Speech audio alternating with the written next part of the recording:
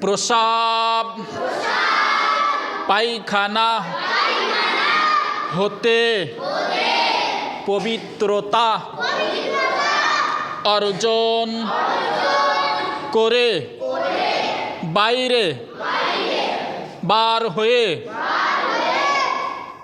আসার দোয়া পড়বে এবং বার হওয়ার সময় প্রথমে ডান পা বের করবে।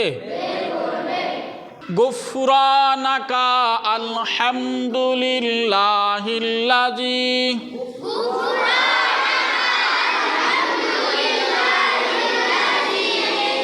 আযহাবা আন্নিল আযা ওয়া আফানি